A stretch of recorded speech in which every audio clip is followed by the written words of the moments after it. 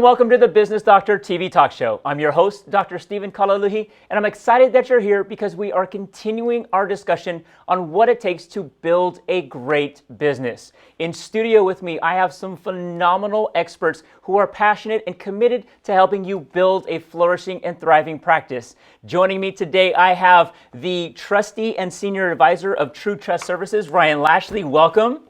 I have brand ambassador with Branding Titans, Mr. Will Kautz. I have CEO, strategist, Google speaker with the executive cat herder, Marissa Friedman. Welcome. And joining us via live stream from Cleveland, Ohio, I have automotive performance expert with 5 Keys Consulting, Dan Spicania. Welcome everyone to today's episode. I am super excited about this because I know all of you personally, and it's going to be an amazing show. The purpose of this show is to really help business owners flourish and thrive, to get to that next level, to really call out those things that are preventing people from flourishing and thriving. So I want to start off the conversation with you, Ryan, right? As a trustee, as a senior advisor, a lot of business owners and entrepreneurs don't think about protecting their assets as a viable solution for growth. All right, what are you seeing as that key that's preventing business owners from getting to the next level as it relates to having trust in place? Well, thank you for having me on the show. Absolutely. Welcome. Our word in-house is drama. That's what we describe all of it. Sure, the other speakers here can relate to this word drama, but it's what comes up in business. And it can come from anywhere. And there's the obvious business drama, which can be a lawsuit or a lien or a judgment or something like this. But more often than not, it's not just that. It can be personal drama or it can be financial drama. It doesn't have to be business related. So that's the first point. But over our years, we've been doing this 40 years. It's been a family business, so we've seen everything under the sun. And what we've seen is that smart people create alliances. Yes. And a lot of times they'll call that a partnership. And partnerships start out with the best of intentions. They're often with a friend, they're often with a family member. But so often we hear that the partnership isn't working out. Somebody's not pulling their weight. Somebody's trying to honor the original agreement. They're still paying out money. And God forbid, what if one of the partners gets sick or ill or can't pull their own weight? But the real issue is that drama presents itself. And when you get more than one person, let's say in a partnership, you're multiplying that drama or that chance for drama. So nothing can suck the life out of a business like drama. Right? You just started talking about the word drama and I started to get a little sweaty. So thank you for bringing up the word drama. I appreciate that. From a branding perspective, right? Will, you're here representing Branding Titans, and we're talking about those things that are preventing business owners from getting to the next level. From a branding perspective, what are you seeing? Consistency is lacking in their messages. And when the messages are created for marketing for different products and services and they're not connected, a consumer might see one or the other in a different environment and they're not going to make a connection to the business. And then you lose that ability to create a memory hook. I love it. That creates drama. Creates drama. Absolutely. I mean, that connectivity is huge as a business owner, especially when you are focusing on building something. You want your message to be consistent across the board, which is why I'm super excited that Marissa is here, because as a strategist and the CEO of the Executive Cat Herder, you're constantly helping business owners get to the next level simply by tweaking something here, tweaking a little thing there. What are you seeing as the biggest blind spot that business owners are facing as it relates to building a great business? I think when it comes to building a great business, one of the things I see is not having very clear expectations of partners, of vendors, of the people that are on your team. And so what ends up happening is that those expectations can turn into little resentments in disguise. Because you think I said and you heard, but I didn't actually say that. And so that doesn't make sense, but that's what's happening. A lot of conversations going on in people's heads, not being written, not being clearly communicated on the vendor side, on the partner side. And my job is to look at things and say, here's where we can make a tweak. And sometimes, email isn't the best way for people to communicate. And it's figuring out what works for the different type of team and what people need to get things done. Yes, I love it. I love it. And at the end of the day, that's what it's all about, getting things done. Right? When you're stuck in the muck and the mire of drama, whether it's from branding, having not having a consistent branding message, or lawsuits and litigations, that drama prevents you from getting things done. And at the end of the day, That's what prevents business owners from really building and growing their businesses. Absolutely love it. Hey, Dan, you are coming to us live from Cleveland, Ohio. Thank you so much for joining us. So you are in a unique niche, right? Automotive performance expert with 5 Keys Consulting. What are you seeing as the greatest challenge that your specific niche is facing as it relates to building great automotive performance centers? Well, it's not a lot different in other industries in the sense that sales and satisfaction rule the day. Come on. You have to have high sales and high satisfaction. The thing I'm seeing in automotive retail is what goes along with high sales and satisfaction oftentimes is high stress. 3 out of 4 Americans today, 3 out of 4 experience physical symptoms caused by stress. And that ranges from headache, fatigue, upset stomach, muscle tension, change in appetite, teeth grinding, all these symptoms. In the automotive industry, it's even higher. And it results in about 60 to 80% turnover in your sales positions. So whether it's fixed operations or variable side, we're seeing over 50% turnover due to stress. So we want to get the sales, and we'll show you how to get the satisfaction, but we want to do it without burning out our staff, right? We want to do it with low stress. That's an added bonus. Yeah. That's amazing. What I love about this panel specifically is that everybody understands the level of drama that can be associated with not having a clear picture. Right? Marissa hit on it pretty clearly that you got to know exactly what you want and have those expectations aligned, because if I'm in my head having a conversation that Will isn't privy to, I can't hold him accountable for things that he doesn't do. And most business owners completely miss that. And we look at it from the perspective of we have to shift the drama, get away from the drama, whether it's lawsuits and litigations or having inconsistent messages, to being able to have that mindset of I want to not only build a great business where I'm flourishing and thriving from a revenue perspective, but also doing it from the perspective where I'm taking care of my people at the same time. Right? After this short commercial break, we're going to come back and we're going to shift the focus from the elephant in the room to talking about what could be and what should be, painting a pretty picture of what happens when you overcome those challenges associated with the drama. Stay tuned. We'll be right back. Hey guys, how are you today? Good. I'm here to talk about how with technology you can make amazing worlds. Come with me. My team and I bring the Halo world to life. Is that you? That is me. I wasn't a math genius and I knew nothing about coding. But you guys do. You guys have the power to change things. I want your job. I want you to have my job. Opioid dependence can happen after just 5 days. Know the truth, spread the truth.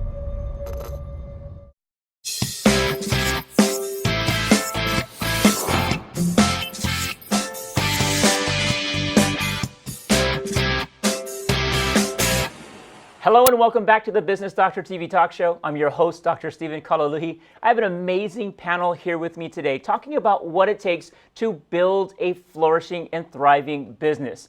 In the last segment, we talked a lot about drama and how drama can suck the life out of literally any business that you are in, that you're trying to build. I want to shift focus in this segment and talk specifically around what you can expect to achieve, what you can expect as a result of getting rid of the drama. So specifically asking Ryan the question around trust. A lot of business owners really don't understand what a trust does, why it's important for a business. So most business owners don't understand what to expect after receiving a trust or putting their business into a trust.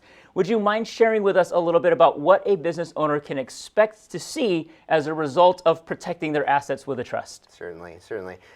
In fact, the best way to explain it is to use that old adage, an ounce of prevention is worth a pound of cure. I love it. And we were just talking about drama. You're going old school with that one. I love it. But it's the drama cure. And you said, expectations, unwritten expectations are a problem. And so we want to get that written down. No successful business got there without paving a way for them to succeed first. Absolutely and agree. That's what we're talking about. We're talking about putting structures in place, some clear guidelines, like we talked about, and finally, just paving the way to success in terms of getting some trusted people around you. Successful businesses often have these people. In fact, all the way up to the CEO level, we have trusted advisors. We call that our board of trustees, our board of directors. And so these people are designed there to hold us accountable to the success we say that we're after. Right. And that's what we're doing. We're just paving the road for success. When you can get rid of drama, I think everything else just falls into place, right? And if you get rid of drama by putting trust into place in businesses, that's when everything just starts to click, right? From a branding perspective, Will, right? You talked in the last segment about having a disconjointed branding message, right? Where you've got services or products, people can't connect the two. Right. What can a business owner expect to see as a result of having everything come into alignment? Okay, so first think about this. Many people aren't aware of this. 93% of all communication is nonverbal. Oh, sure. Okay, so now visualize this. If the leader of the business is so clear on their personal why as to why they do what they do, they can communicate that into their staff.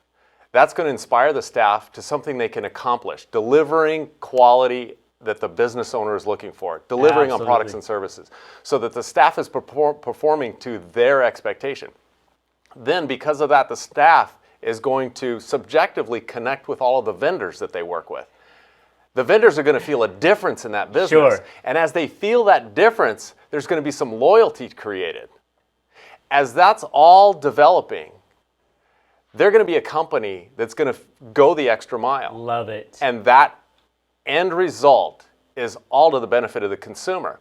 So when that message is created, to create that end result, through all forms of their advertising, that consumer is going to see one component here, another component here, and they're going to connect them. And that's going to create a memory hook for that business, branding them. Love it. As a titan in their industry that's not just a brand that business or consumers remember, but a brand that consumers remember who goes the extra mile, and that's a titan. I love it. Branding titans, right? Talking about getting to the next level and doing the things that have to be done starts with not only getting rid of the drama, but connecting all of those messages together. Services and products all having the same connecting points. Right. Love it, Will. Thank you so much.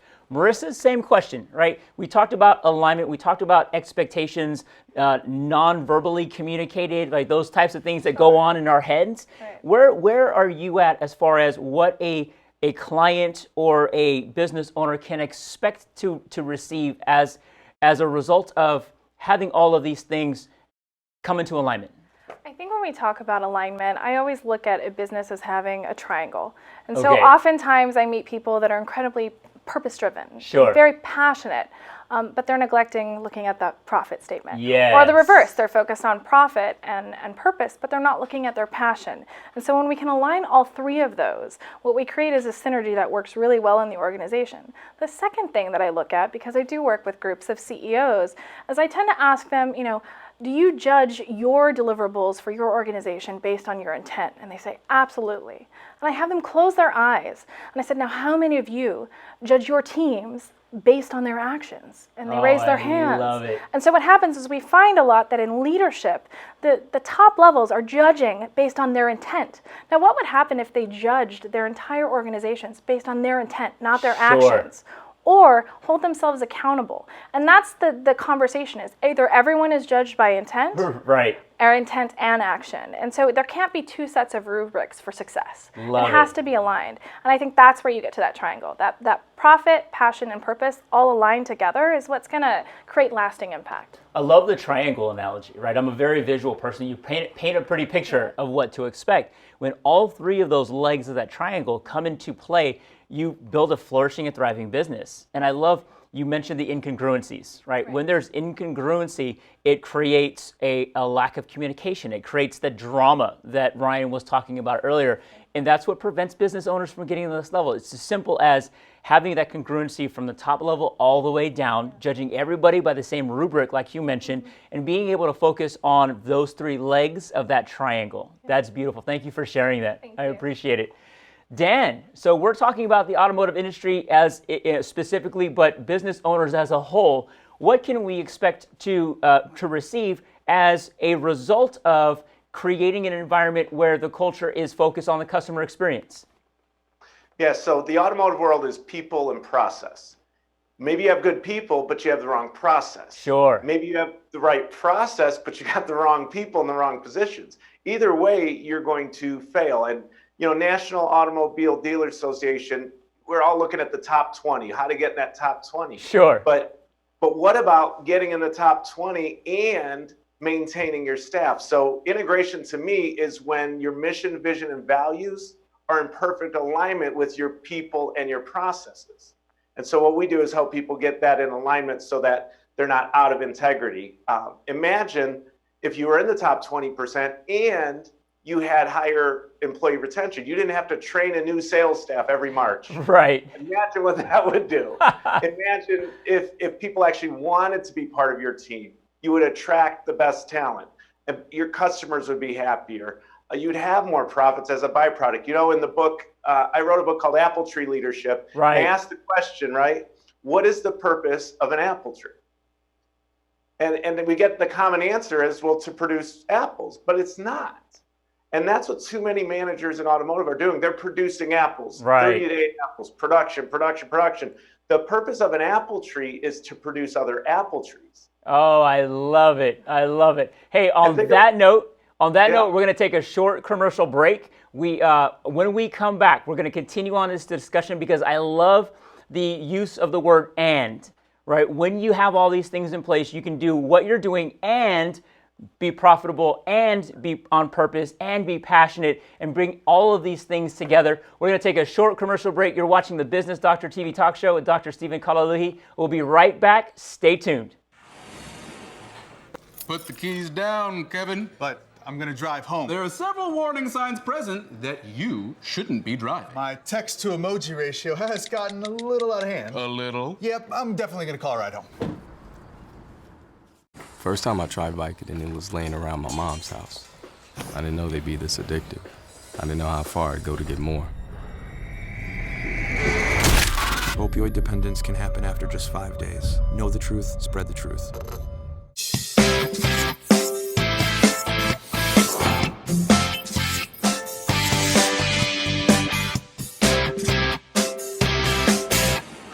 Welcome back to the Business Doctor TV Talk Show. I'm your host, Dr. Stephen Kalaluhi. I've been having a great discussion with these expert panelists here today, talking about what it takes to build a healthy, flourishing, and thriving business. In this last segment, we're going to talk about what it costs for you to do nothing. In the information age that we live in, there is so much information available at our fingertips, but what separates successful business owners from those who are struggling is the mere act of implementing, of executing, of applying what you hear. So I want to take just a few seconds to go through those who are here with us today and ask the question, what does it cost a business owner to do nothing? Ryan, we'll start with you. That's such a great question.